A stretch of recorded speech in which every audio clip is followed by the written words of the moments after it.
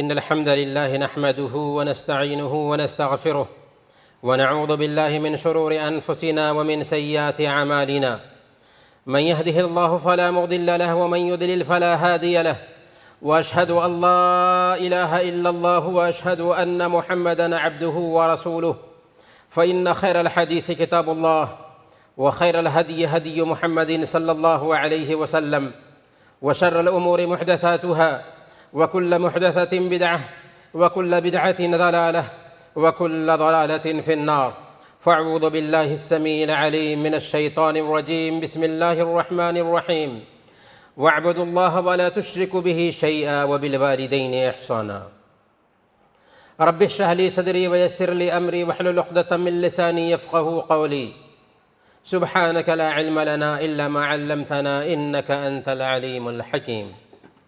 حاضرین جمعہ، بزرگوں اور دینی و ملی بھائیوں، وہ انسانی ہستی جو ہمارے وجود کا ظاہری سبب بنی، وہ ماں جس نے اپنے خون اور اپنے دودھ سے ہمیں پوسا اور پالا، وہ باپ جو دن رات کی قربانیاں پیش کر کے ہماری تربیت کے لیے جلتا رہا، پریشان ہوتا رہا، ایسے ماں باپ کی اسلام میں بہت اہمیت ہے۔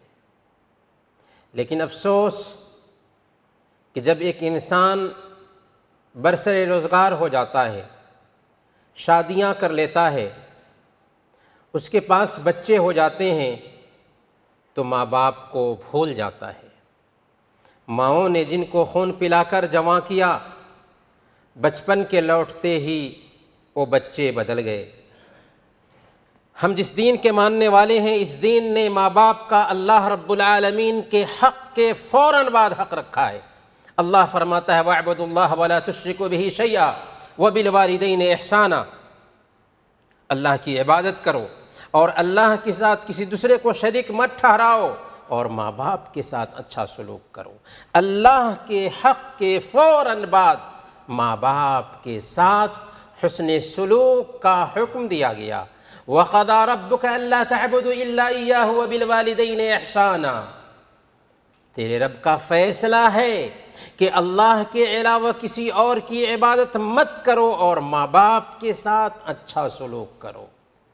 اگر ماں باپ بڑھاپے کی عمر کو پہنچ جاتے ہیں تو کیا رویہ ہونا چاہیے؟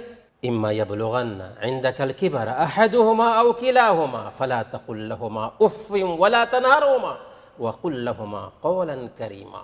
اگر ان میں سے دونوں یا کوئی ایک بڑھاپے کی عمر کو پہنچ جائیں تو بڑھاپے میں بہت سارے عوارض لاحق ہو جاتے ہیں، بیماریاں لاحق ہو جاتی ہیں، عقل جواب دینے لگتی ہے، چڑچڑاپن آ جاتا ہے۔ ایک طرف وہ خدمت کے محتاج ہوتے ہیں، دوسری طرف ان کے اندر چڑچڑاپن آ جاتی ہے۔ اس وقت اللہ تعالیٰ نے یاد دلایا بچپن کو کہ یہی ماں باپ ہیں جس نے تمہیں پوسا تھا، پالا تھا، تمہاری گندگی صاف کی تھی، اس لیے ان کے حق کو مت بھولنا۔ امام بخاری نے الادب المفرد میں یہ واقعہ نقل کیا ہے کہ ایک یمنی طواف کے چکر میں اپنی ماں کو پیٹھ پر لادے ہوا تھا۔ اس نے حضرت ابن عمر رضی اللہ تعالی عنہ کو دیکھا تو اپنے اس عمل پر وہ نازع ہوا۔ اس نے کہا یا ترا انی جزیتھا، کہ ابن عمر کیا میں نے اپنی ماں کا بدلہ چکا دیا؟ ابن عمر نے کہا ولا بزفرۃ واحدہ، بدلہ چکانے کی بات کرتے ہو؟ تجھے جنم دینے میں تیری ماں کو جو سانسیں نکلی تھیں ان میں سے ایک سانس کا تم بدلہ نہیں چکا سکے، بدلہ چکانے کی بات کرتے ہو؟ ماں باپ کا بدلہ چکا سکتا ہے کوئی؟ تو میرے بھائیوں، ماں باپ کا بہت بڑا حق ہے۔ اس لیے جب کہ ہم برسر روزگار ہو چکے ہوں، بال بچے ہو چکے ہوں، فیملی کے تقاضے پورے کر رہے ہوں، وہیں پر اپنے ماں باپ کو نہ بھولیں۔ یاد رکھیں یہ ماں باپ ایسے ہیں کہ اگر یہ اسلام سے بھی دور ہیں، اگر یہ غیر مسلم ہیں اس کے باوجود بھی ماں باپ کا حق پہچاننے کا رب حکم دے رہا ہے۔ وَإِن جَاهَدَاكَ عَلَىٰ أَن تُشْرِكَ بِي مَا لَيْسَ لَكَ بِهِ عِلْمٌ فَلَا تُطِعْهُمَا وَصَاحِبْهُمَا فِي الدُّنْيَا مَعْرُوفًا، اگر تمہارے ماں باپ تمہیں کوشش کریں کہ اللہ کے ساتھ شرک کرو، اسلام سے پھر جاؤ، اسلام سے دور کرنے کی کوشش کریں، تو اس وقت ان کی بات مت ماننا، لیکن دنیا میں ان کے ساتھ اچھا برتاؤ کرنا۔ حضرت سعد بن ابی وقاص رضی اللہ تعالیٰ عنہ جب اسلام قبول کرتے ہیں تو ان کی ماں ان سے کہتی ہے کہ تم اسلام سے پھرو ورنہ میں کھانا پینا چھوڑ دوں گی اور اسی حالت میں مر جاؤں گی اور لوگ کہیں گے کہ یہ ہے اپنی ماں کا قاتل۔ حضرت سعد بن ابی وقاص رضی اللہ تعالیٰ عنہ اپنی ماں کے بہت ہی فرمانبردار تھے، بہت فکر مند ہوئے، لیکن جب اسلام کی بات آئی تو انہوں نے کہا تعلمین واللہ لو کان لک مئۃ نفس وخرجت نفسا نفسا ما ترکت دین اللہ۔ امی جان سن لو، اگر تیرے پاس 100 جانیں ہو جائیں اور ساری جانیں ایک ایک کر کے نکل جائیں پھر بھی میں اللہ کے دین کو نہیں چھوڑ سکتا۔ اس پس منظر میں اللہ تعالیٰ نے یہ آیت کریمہ اتار دی تھی وَإِن جَاهَدَاكَ عَلَىٰ أَن تُشْرِكَ بِي مَا لَيْسَ لَكَ بِهِ عِلْمٌ فَلَا تُطِعْهُمَا وَصَاحِبْهُمَا فِي الدُّنْيَا مَعْرُوفًا، ٹھیک ہے تمہیں اگر شرک پر آمادہ کرتے ہیں تو ان کی بات مت مانو، لیکن دنیا میں ان کے ساتھ اچھا برتاؤ کرو، دنیا میں ان کے ساتھ اچھا برتاؤ کرو۔ اسی لیے حضرت اسماء بنت ابی بکر رضی اللہ تعالی عنہ، صحیح بخاری اور صحیح مسلم کی روایت میں آتا ہے کہ اللہ کے نبی صلی اللہ علیہ وسلم کے پاس آتی ہیں اور اللہ کے نبی صلی اللہ علیہ وسلم سے مسئلہ پوچھتی ہیں کہ میری ماں آئی ہوئی ہیں، اسلام قبول نہیں کی ہیں، مشرکہ ہیں، میرے مال میں رغبت رکھتی ہیں، کیا ان کے ساتھ صلہ رحمی کروں؟ اللہ کے نبی صلی اللہ علیہ وسلم نے فرمایا صلی امک، اپنی ماں کے ساتھ صلہ رحمی کرو اگرچہ وہ مسلمان نہیں ہیں۔ میرے بھائیوں، دنیا میں بہت سارے کام ہیں، لیکن ان سارے کاموں میں سب سے افضل کام کون ہو سکتا ہے؟ حضرت ابن مسعود رضی اللہ تعالی عنہ نے ایک دن اللہ کے نبی صلی اللہ علیہ وسلم سے پوچھا تھا تو اللہ کے نبی صلی اللہ علیہ وسلم نے کہا الصلاۃ علی وقتہا، نماز وقت پر ادا کرنا۔ پوچھا پھر اس کے بعد سب سے بہتر کام کون ہو سکتا ہے؟ آپ نے فرمایا ماں باپ کے ساتھ اچھا برتاؤ کرنا۔ گویا کہ اللہ کے حق کے فوراً بعد ماں باپ کا حق بتایا جا رہا ہے۔ اس لیے ماں باپ کو اگر ہم ناراض کرتے ہیں تو ہم اپنی دنیا بھی خراب کر رہے ہیں اور آخرت بھی تباہ کرتے ہیں۔ سنن نسائی کی روایت ہے، جاہمہ بن عباس رضی اللہ تعالی عنہ اللہ کے نبی صلی اللہ علیہ وسلم کے پاس آئے اور انہوں نے کہا کہ یا رسول اللہ، میں نے جہاد میں اپنا نام لکھایا ہے، میں جہاد میں جانا چاہتا ہوں، لیکن اس سے پہلے میں آپ کے پاس آیا ہوں تاکہ آپ سے مشورہ لے سکوں کہ مجھے جہاد میں جانا چاہیے یا نہیں جانا چاہیے۔ آپ نے پوچھا کیا تیری ماں زندہ ہے؟ انہوں نے کہا کہ ہاں یا رسول اللہ میری ماں زندہ ہیں۔ آپ نے فرمایا فَلْزِمْهَا فَإِنَّ الْجَنَّةَ تَحْتَ رِجْلَيْهَا، ماں کی خدمت کرو، ماں کے پاس جاؤ، ان کے ساتھ اچھا سلوک کرو، کیونکہ ان کی خدمت کرو گے تو تجھے جنت ملے گا۔ جی ہاں، اگر ہمیں جنت چاہیے تو ماں باپ کی خدمت کریں، ماں باپ کا حق پہچانیں، ماں باپ پہ خرچ کریں، ماں باپ کی ضرورت پوری کریں، ماں باپ کے جذبات کی قدر کریں، ان کو کچھ وقت دیں۔ جیسے ہم اپنے بچوں کے ساتھ بات کرتے ہیں ویسے ہی ان سے بھی بات کریں، جو ہمارے وجود کا ظاہری سبب ہیں، جو ہماری دنیا بھی بنانے والے ہیں، ہماری آخرت بھی سنوارنے والے ہیں۔ اگر ہم ان سے دور ہوں گے تو ہم اپنی دنیا کو بھی خراب کریں گے، اپنی آخرت کو بھی خراب کریں گے۔ یہاں تک کہ اگر ہم چاہتے ہیں کہ ہماری دعائیں قبول ہوں تو ماں باپ کے ساتھ اچھا سلوک کریں۔ آپ نے سنا ہوگا اویس قرنی کا نام، یمن کے تھے، اللہ کے نبی صلی اللہ علیہ وسلم کے زمانے میں تھے، لیکن ماں کی خدمت میں لگے رہنے کی وجہ سے صحابی بننے سے رہ گئے، لیکن اللہ کے نبی صلی اللہ علیہ وسلم کے پاس وحی آتی ہے، ان کے مقام اور مرتبہ کو اللہ رب العالمین اپنے نبی کے سامنے بیان کرتا ہے۔ اللہ کے نبی صلی اللہ علیہ وسلم صحابہ کرام سے کہتے ہیں کہ اویس قرنی کو برص کی بیماری تھی، اس کی یہ بیماری ٹھیک ہو گئی ہے، صرف 1 درہم کے برابر بیماری کا اثر باقی ہے۔ فَإِنِ اسْتَطَعْتَ أَن يَسْتَغْفِرَ لَكَ فَافْعَلْ، اگر وہ آتا ہے اور تم سے ہو سکتا ہے کہ اس سے اپنے گناہوں کی معافی کرا سکو تو ضرور اس سے کہنا کہ تیرے لیے مغفرت کی دعا کرے۔ یہ بات صحابہ کرام کو اللہ کے نبی صلی اللہ علیہ وسلم کہہ رہے تھے۔ چنانچہ عمر فاروق رضی اللہ تعالیٰ عنہ کے زمانے میں اویس قرنی آتے ہیں، عمر فاروق رضی اللہ تعالیٰ عنہ نے دعا کی گزارش کی تھی۔ میرے بھائیوں، اس اویس قرنی کی خوبی یہ تھی کہ یہ جو دعا کرتے تھے اللہ تعالیٰ دعا قبول کر لیتا تھا۔ یہ خوبی کیوں پیدا ہوئی؟ ماں کی خدمت کی وجہ سے، ماں کی خدمت کی وجہ سے۔ اور اگر ماں باپ کو ناراض کرتے ہیں تو ماں باپ کی بد دعائیں بھی بہت جلد لگتی ہے، ماں کی آہ کا بہت زیادہ اثر ہوتا ہے۔ صحیح مسلم کی روایت ہے، اللہ کے نبی صلی اللہ علیہ وسلم نے بیان فرمایا جریج عابد کے بارے میں کہ ایک دن اس کی ماں اس کے پاس آئی جبکہ وہ عبادت میں لگا ہوا تھا۔ ماں نے پکارا جریج جریج، لیکن وہ نماز میں تھا، جواب نہیں دیا۔ دوسری مرتبہ ماں آئی، پکارا، نماز میں تھا، جواب نہیں دیا۔ تیسری مرتبہ ماں آئی، پکارا، جواب نہیں دیا کیونکہ نماز میں تھے جریج۔ ماں نے کہا اللہم لا تمتہ حتی تریہ وجوہ المؤمسات، اے اللہ اس وقت تک جریج کی موت نہ آئے جب تک کہ کسی بدکار عورت کا چہرہ نہ دیکھ لے۔ ایک بدکار عورت آتی ہے، ان کو برائی پر آمادہ کرنا چاہتی ہے، انہوں نے ان کی بات کی طرف دھیان نہیں دیا، ایک چرواہے سے منہ کالا کیا۔ جب بچہ پیدا ہوا تو اس عورت نے الزام ڈال دیا جریج پر۔ لوگ آئے، جریج کے گرجا گھر کو ڈھا دیا، گرا دیا۔ سزا دینے کے لیے اس کو بلایا گیا۔ جریج نے کہا کہ سزا دینے سے پہلے مجھے 2 رکعت نماز پڑھنے کی اجازت دو۔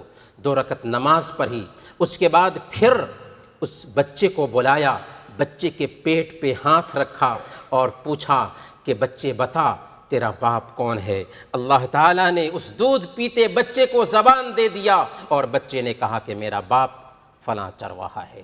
تو میرے بھائیو، اس حدیث پہ غور کرو کہ ماں کی بد دعا لگ جاتی ہے جریج عابد پر، حالانکہ وہ نفلی نماز میں ہے۔ اسی لیے اللہ کے نبی صلی اللہ علیہ وسلم ایک روایت میں بیان فرماتے ہیں لو کان جریج فقیہا لعلم ان اجابتہ والدتہ الزم من استرسالہ فی صلاتہ، اگر جریج فقیہ ہوتے تھے ان کو پتہ چل جاتا کہ ان کا نفلی نماز میں مشغول رہنے سے زیادہ ضروری تھا کہ اپنی ماں کی پکار کا جواب۔ میرے بھائیوں، ماں باپ کا اتنا حق ہے کہ ان کے قدموں تلے جنت ہے۔ اللہ کے نبی صلی اللہ علیہ وسلم صحیح مسلم کی روایت کے مطابق بیان فرماتے ہیں رغم انف ثم رغم انف ثم رغم انف، اس انسان کی نہ خاک آلود ہو، وہ انسان رسوا ہو، وہ انسان تباہ اور برباد ہو جس نے اپنے ماں باپ کو یا ان میں سے کسی ایک کو بڑھاپے کی عمر میں پایا اور ان کی خدمت کر کے جنت نہ حاصل کر لی۔ اس لیے جنت حاصل کرنی ہے تو ماں باپ کی خدمت کریں۔ اللہ کے نبی صلی اللہ علیہ وسلم بیان فرماتے ہیں، سنن ترمذی کی روایت ہے، الوالد اوسط ابواب الجنہ، والد جنت کے دروازوں میں سب سے بہتر دروازہ ہے۔ جنت میں داخلہ چاہیے، ماں باپ کی خدمت کریں، جنت میں جائیں گے۔ اس لیے اگر اللہ رب العالمین نے ہمارے ماں باپ کو زندہ رکھا ہے تو یہ ماں باپ ہمارے لیے دنیا سنوارنے کے لیے سب سے بہتر سرمایہ ہیں، آخرت بنانے کے لیے، جنت میں داخلہ کے لیے سب سے بہتر سرمایہ ہیں۔ ان کی خدمت کریں اور جنت حاصل کریں۔ اگر ہم ماں باپ کی فرمانبرداری نہیں کرتے ہیں، ماں باپ کی نافرمانی کرتے ہیں تو یاد رکھیں کہ یہ کبیرہ گناہ ہے، سب سے بڑا گناہ ہے۔ صحیح بخاری اور صحیح مسلم کی روایت ہے، اللہ کے نبی صلی اللہ علیہ وسلم نے ایک دن بیان فرمایا تھا، الا انبئکم باکبر الکبائر، کیا ہم تمہیں سب سے بڑے گناہ کے بارے میں نہ بتائیں؟ لوگوں نے کہا ضرور بتائیے یا رسول اللہ۔ آپ نے فرمایا الاشراک باللہ، اللہ کے ساتھ شرک کرنا ہے۔ دوسرے نمبر پر وعقوق الوالدین، ماں باپ کی نافرمانی کرنا ہے۔ اسی لیے اللہ کے نبی صلی اللہ علیہ وسلم نے سنن ابی داؤد کی روایت کے مطابق بیان فرمایا، دو گناہ ایسے ہیں کہ اللہ رب العالمین آخرت سے پہلے دنیا میں ان کی سزا دیتا ہے، من البغی و قطیعۃ الرحم، ظلم، زیادتی اور قطع رحمی۔ گویا کہ اگر ہم کسی کے ساتھ ظلم کرتے ہیں اس کی سزا دنیا میں بھگتتے رہتے ہیں، اگر ہم اپنے ماں باپ کی نافرمانی کرتے ہیں تو اس کی سزا آخرت سے پہلے دنیا میں بھگت کر رکھتے ہیں۔ اس لیے میرے بھائیو، میری بات کا خلاصہ یہ ہوا کہ ہم اپنے ماں باپ کی خدمت کریں، ان کی نافرمانی سے بچیں، اور اگر وہ اس دنیا سے گزر چکے ہیں تب بھی ان کا حق ہے۔ سب سے پہلے نمبر پر ان کے لیے خوب سے خوب دعائیں کریں، کیونکہ دعاؤں کے ذریعہ درجات بلند ہوتے ہیں۔ اللہ کے نبی صلی اللہ علیہ وسلم نے بیان فرمایا کہ ایک شخص کے درجات بلند کیے جاتے ہیں، وہ پوچھتا ہے اے میرے رب، میرے درجات کیوں کر بلند کیے جاتے ہیں؟ تو اس سے کہا جاتا ہے تیرے بعد تیری اولاد تیرے لیے دعا کر رہی ہے، اس لیے تیرے درجات بلند کیے جا رہے ہیں۔ دوسرے نمبر پر اگر اللہ تعالیٰ نے مالی وسعت دے رکھی ہے تو ہم اپنے ماں باپ کے لیے بھی کچھ خرچ کریں، صدقہ اور خیرات کریں، ان کو اس کا ثواب ملے گا اگرچہ وہ برزخی زندگی میں ہیں۔ اور تیسرے نمبر پر اللہ کے نبی صلی اللہ علیہ وسلم نے بیان فرمایا ان من ابر البر صلۃ الرجل ود ابیہ بعد ان یولیہ، ماں باپ کے گزرنے کے بعد ماں باپ کے ساتھ سب سے بہتر نیکی یہ ہے کہ ماں باپ کے جو دوست تھے، ماں باپ کا جن کے ساتھ تعلق تھا، ان کے ساتھ اچھا معاملہ کیا جائے۔ یہ تین کام ہے اگر ہم کر لیتے ہیں تو ماں باپ کے گزرنے کے بعد بھی ہم ان کے ساتھ حسن سلوک کر رہے ہیں۔ اللہ تعالی ہم سب کو ماں باپ کے ساتھ اچھا سلوک کرنے کی توفیق عطا فرمائے۔ بارک اللہ لنا ولکم فی القرآن العظیم ونفعنا وإیاکم بالآیات والذکر الحکیم، انہ تعالی جواد کریم ملک بر رؤوف رحیم۔